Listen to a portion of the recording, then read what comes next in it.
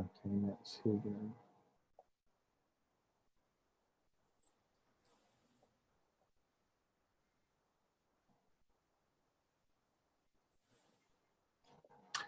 Okay, well, g'day, Mats. It's Wesley here from Business Blessings, and I am blessed to have Mats Tunehag with me today. Mats, welcome from Singapore. It's great to have you with us today. Thanks for the invitation. Good to be with you, Wes. It's been a while since we've caught up, but we've known each other for a number of years, and I keep in touch with what you're doing. But for Mats, for people who don't know who you are, tell us a bit about what you do and your passion for how you're changing the world every day. Well, I was born and grew up in Sweden, but in my adult life, I've been working internationally, both in traditional mission, then in partnership development around the globe, then also with religious liberty issues. I have a background in business and journalism as well. Started a national newspaper in Sweden 2001. It's still up and running. I left it 2011. But for the last 25 years, I've gradually and increasingly becoming more and more involved around the globe on the area of business as mission. How do we shape our businesses for God and for people so they make an impact holistically to see people's lives transformed, but also businesses transformed, communities and industries. And to that end, developed a global think tank. We have produced a number of about 30 different white papers on business as mission, related to countries like China, Scandinavia, Iran, and so forth, but also to issues like human trafficking and poverty and church planting. And we have, as part of that think tank processes, also catalyzed a number of initiatives, BAM networks, which some are related to a particular region, some are related to an industry, some are related to a particular cause, like business solutions to human trafficking. And some of those white papers, and especially our manifestos, we have a business as mission manifesto and a wealth creation manifesto, and both of them are in more than a dozen languages, and they have become sort of a baseline for Christians around the globe as they get involved in business, thinking through what does it mean to be a follower of Jesus in the marketplace, and what does it mean as I own and run my business. So for the last 25 years, that's been a major focus to help equip a global movement, the business as mission movement. So that is partly what I do, and partly a little bit about my background. Yes, my background. That's great. Well, Mats, let's unpack this. And I know you just recently issued an infographic, which is fantastic, by the way, about business as mission. So let's quickly unpack. What does it mean? I see on it you've got 1, 2, 3, 4, and beyond. So let's talk about this. So how would you define business as mission? What does it look like? What are we talking about? Right. Yeah, if we use that infographic, which is available at matstunehag.com, by the way. And I'll stick it underneath this video later on so people can see it as well. Sure, yeah. Brilliant. 1, 2, 3, 4, and beyond. So one God, one Lord. We confess that Jesus is Lord, and what does that mean? How do we take our Sunday talk into a Monday walk? If we believe whatever we profess in church on Sunday, how is that applied in business on Monday? So business as mission is recognizing the lordship of Jesus Christ, including our lives, our businesses, and our marketplace. So that is number one. One God, one Lord. Kyrios Christos. Christ is Lord. Number two is this dual dimension. We want to do business for God and for people.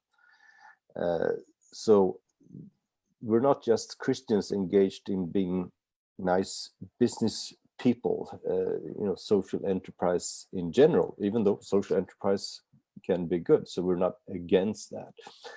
But as Christians, recognizing the Lordship of Jesus Christ, of course, we cannot neglect that Christ is Lord. So we do business for God and for the common good. We recognize that God, is the ultimate stakeholder, and that's why we always have that dimension, for God and for people. Number three is the three mandates, which applies to all Christians, not just to people in business. There are three mandates: the cultural mandate, also called the creation mandate, the Great Commandment mandate, and the Great Commission mandate. And they are all relevant, they're all important, and they're all applicable as we do business. The creation mandate, we're all created in God's image, and God is the creator. He created in community, for community, and he created good things.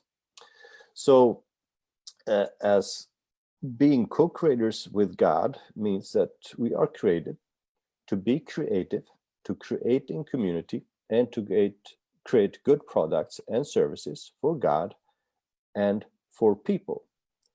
So God has given, some people a gift to be good business people, and that's the stewardship issue then that for us, that, well, if God has entrusted us with a business skill, with an actual business, how can we be creative and let that business flourish as we then create goods and services, as we have all kinds of relationship within the business, with staff, with clients, with customers, with suppliers, with competitors, and that is being creative. That's the creation mandate.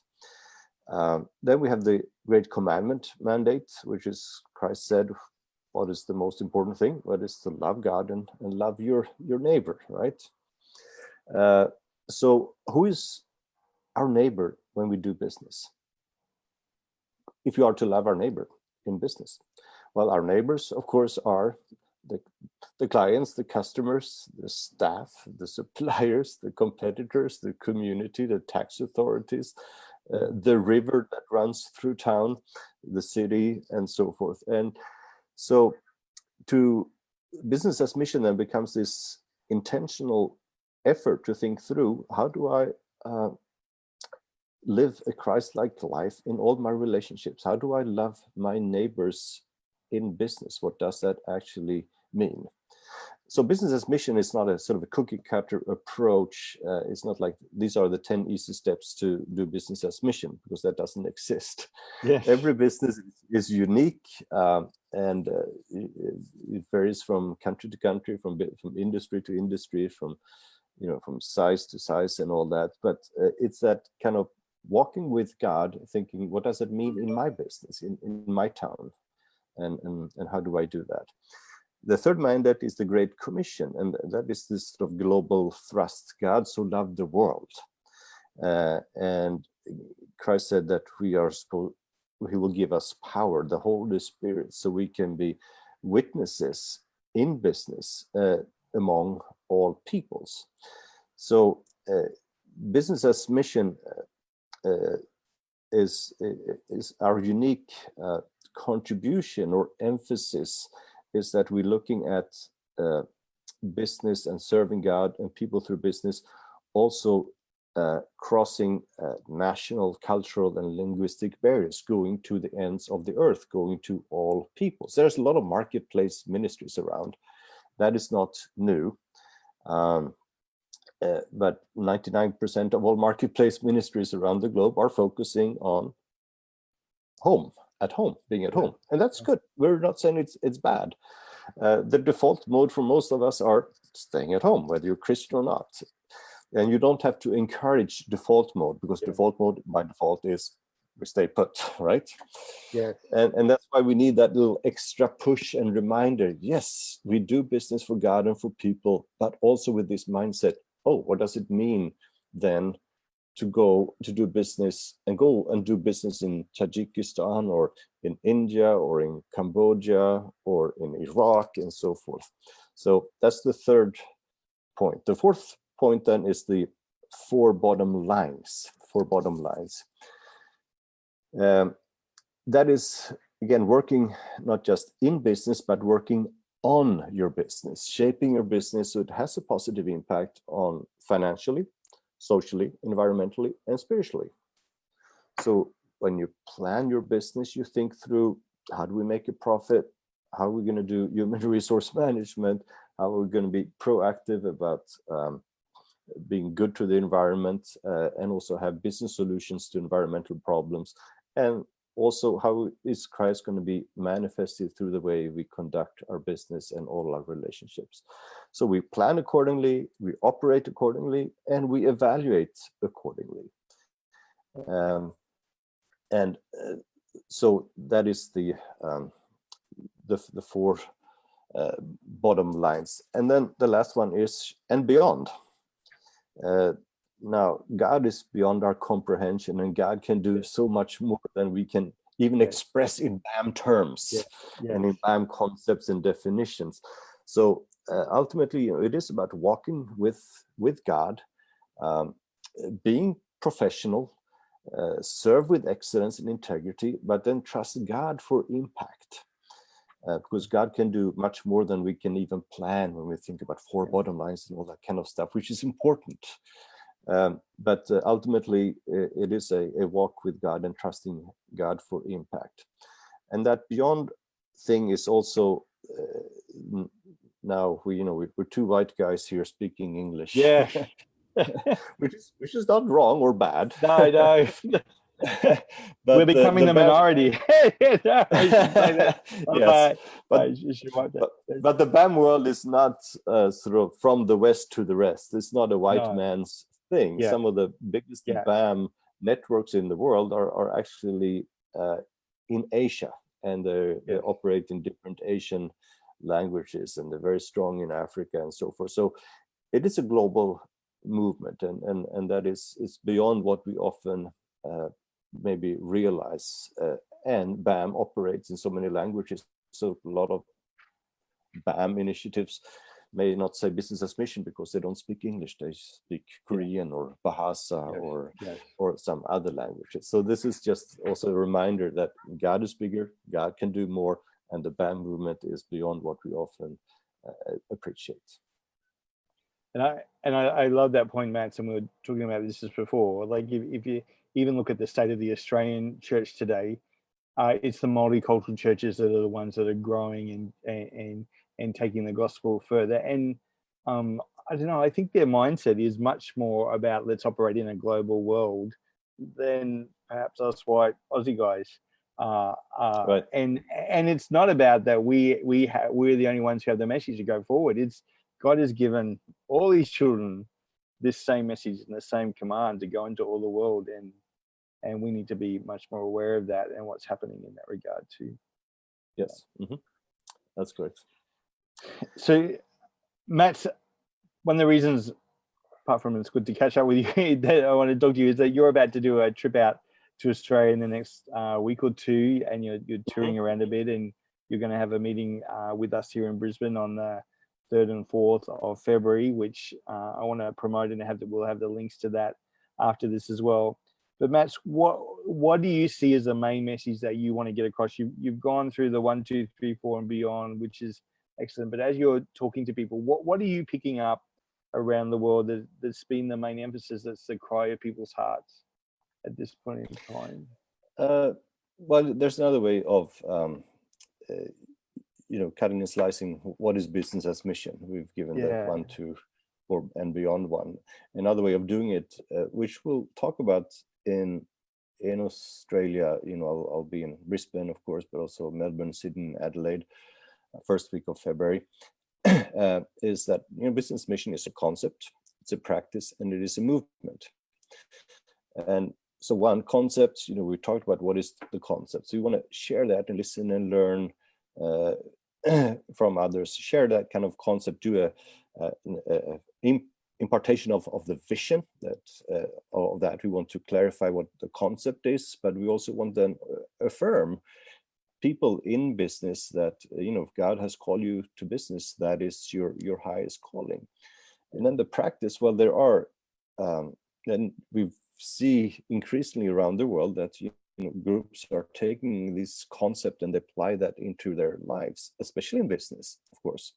That's the main focus. But what we also seen is that in academic institutions, business schools, and universities and colleges are embracing this, and there are a dozen PhDs from different universities in Asia, Africa, Latin America, North America on business as mission, and schools are embracing this, and there are master theses coming out even from the London School of Economics on business as mission. And of course in Brisbane we have the Christian Heritage College, who's been teaching business as mission, for example.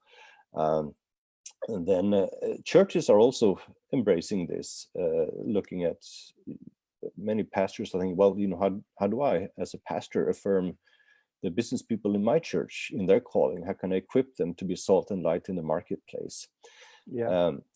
And then the fourth constituency, we have where this is being applied is in mission agencies. We have over 40 mission agencies. All the oldest and biggest mission agencies in the evangelical world have embraced BAM, and they're thinking, how do we do it? Thinking cross-culturally and engaging that. So that these four constituencies that are applying it, putting into practice, are also part of this then greater movement, because there are businesses involved, there are BAM investment groups, there are BAM incubators, and all kinds of BAM trainers, BAM coaches and all that. But there is also churches and denominations, there are academic institutions and mission agencies. So this is part of a global movement. So coming to Australia is, I want to come listen and learn, but also, connecting dots, because there's win-win situations here. There are things that the global BAM movement can possibly be helpful to what's brewing in Australia, and I know for sure that what things are being done in Australia can also connect with the global BAM movement to be a blessing beyond Australia.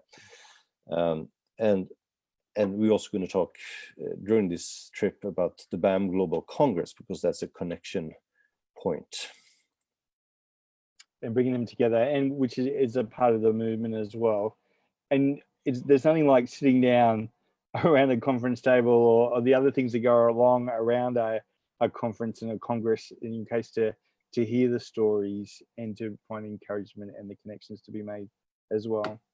So, Mads, it's one thing to talk about all the theory, but tell us some practical things. Do you have some practical examples of BAM businesses that are making differences in different locations around the world? Sure. May I also mention the book we've written on business as mission, BAM Global Movement, Concepts and Stories. Yes, go for it. You could probably link that in somewhere as well. Yep. And that is a book that I wrote together with a friend in the Netherlands.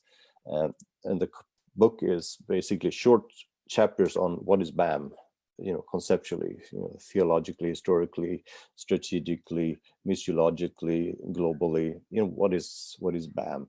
And then these short chapters are interspersed with about 25 case studies of BAM businesses around the world, different industries, different sizes, on how they have taken this concept into their particular business and industry. So there you're going to have if you want to, people want to follow up and actually read carefully about that. So BAM Global Movement by Mats Tunehag and Hort is Dutch. So, but the book is in English, though, even though we have a Dutch version as well. But so I mean, there are examples of businesses in India, for example, that are focusing on business solutions to human trafficking, which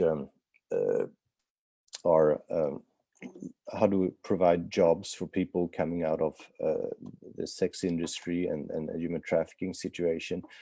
And you know, I've seen some of them in Calcutta, for example, and hundreds of people have been, their lives have been transformed, and many of them have also come to know Jesus just because they were provided a job with dignity. I was here at the conference, speaking here at the conference in Singapore last weekend, and I heard a fascinating story from South India, South Asia, and there was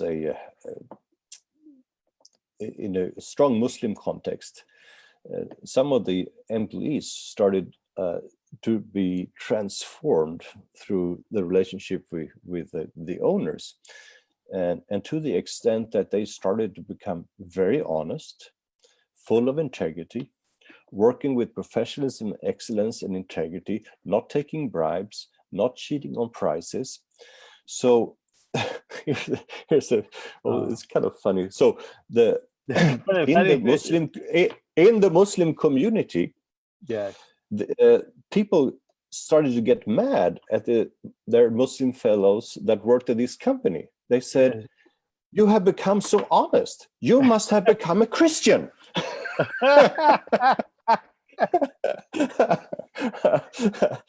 So, well, God works in quite mysterious ways. Yes. So, yeah, that's a good story on a number of different levels. Yes, it is, and you know, a few months ago we had a BAM conference in Russia. So it's all in Russian, business как миссия in Russian, business as mission. So and there were some amazing stories on a major coffee chain, for example, with I think like 50 outlets or so, and how they're having an impact both in creating jobs, you know, good products and services, but also people coming to know Christ through these coffee shops. So, and of course, before our call, Wes, I talked to some colleagues in Indonesia, and they have some amazing stories too, through their businesses, how people's lives have been transformed. So anyway, I can go on and on, but I refer to our book. Okay, and I'll do that. Global Movement. Yeah, I do remember talking, and I can never remember the name of the company, of some guys in India who had set up a clothing factory, and they got to the stage of wanting to give back more to their staff because their profitability gone up. So they went to the staff's home and said, you know, what can we do? But actually, when they looked at their staff's home, they discovered that they'd already concreted their floors. They'd been sending their kids to getting medical treatment. They'd been sending their kids to private school, all these other things, all because they gave them a job, which gave them dignity, which helped them to grow and develop their community. And sometimes I think that we overlook the fact that actually business does provide work for people, which changes people's lives and their own dignity without having to give them a hand out. But it improves that, and which is the fundamental thing, that the first thing that God did to Adam and Eve in the Garden of Eden was to put them to work. Right, correct. That work is, as much as I hate saying it, like work is something that God has ordained for us to do, correct. And it's His primary way of providing for us as well. and for those who do provide work for others, it really does transform lives at even that most basic level. So developing businesses really makes a huge difference It is in a local super area. important, yeah. Yeah, Because and handouts never give dignity, but jobs do.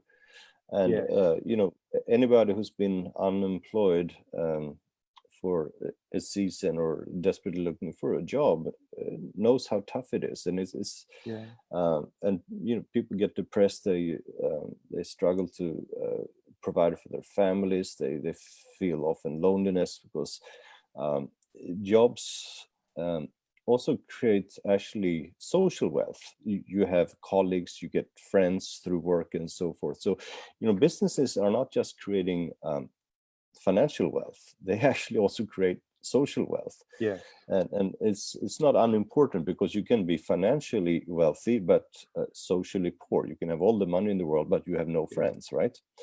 And recognizing all those kinds of things, those are godly things, providing people with job with dignity, because that gives people the opportunity to be creative, create good things, contribute to the welfare of their families and of society, and create different kinds of wealth, which businesses do, not only financial wealth, social wealth, intellectual wealth, and you can cultural wealth, and you can go on. And it's often underestimated what that does. And we often it's often been asked to you what causes poverty, because and it's not a wrong question, but I think in the BAM movement we are rather asking what causes wealth. yes. What causes wealth? What That's right. causes wealth? Because that's and businesses do, and that's what we Yeah, want to focus on. yeah, that's right. I remember hearing an interview with someone about Omaha, where Warren Buffett is, and the fact that early investors from Omaha who have invested in his company, like the whole community's wealth has increased. We focus a Right, lot on Warren itself, but actually he helped raise the whole town, the whole community, right, right, right. which makes a huge difference. And that's what happens with BAM. And I think so often we are focused on the wealth making side of things, apart from the transforming side of things, Right, which right, is what right. BAM there. And the fact that you bring the four bottom lines in financially, socially, environmentally, and spiritually, which we need to take into account as well. Right. Yeah, so it's good. Well, Mats, we could keep talking for a while, but we should bring it to a close there. So if people want to get in contact with you, tell us about how they do that, and maybe other resources and things that they might like Right. to connect in with. Yeah. So a few things here as we round up. So my website in 19 different languages there, also videos and other things. The biggest global resource library on business as mission stuff is businessasmission.com. businessasmission.com. So doesn't sound very original, but it sounds good. businessasmission.com makes sense for business as mission material, right? Yeah. Then just keep it simple. Yes. yes, let's keep simple. Then if you want to connect with the global BAM movement and know more about the BAM Global Congress, you go to bamglobal.org, bamglobal.org. And there you can find also all our think tank reports, including the BAM Manifesto and Wealth Creation Manifesto. But click on the Congress tab, because in April 29 to May 3rd this year, 3 months out, we'll have a global Congress on business as mission, where key leaders from all continents, in primarily business, but also from church, academia, and missions will come, 1,000+ people, and we will come to Thailand. And for 3 days, we will celebrate what God is doing around the world in BAM. We will connect different people and ideas with one another, and we will create new initiatives and to further the cause of BAM around the globe. So hope to see you at the BAM Global Congress. Is the ultimate one-stop shop if you want to connect with the global BAM movement. And don't think, I'll wait till the next one. The first one was 2013, the second one 2020, and we don't have a plan for a third one. So don't miss this one. BAM Global Congress, April 29, May 3rd, 2020 in Thailand. Check bamglobal.org and you'll find more information. Okay, that's great. Well, I'll put a link to all those underneath this video as well, so people can check that out. Well, Mats, thank you so much for your time today. I look forward to seeing you in Brisbane in actually just a week and a half. It's time. It's not long away. Looking forward to that. And I'll put the events, the Brisbane events and things that you'll be at as well. So bless you, Mats, and we look forward to seeing you soon. Blessings. Thank you, Wes. See you soon.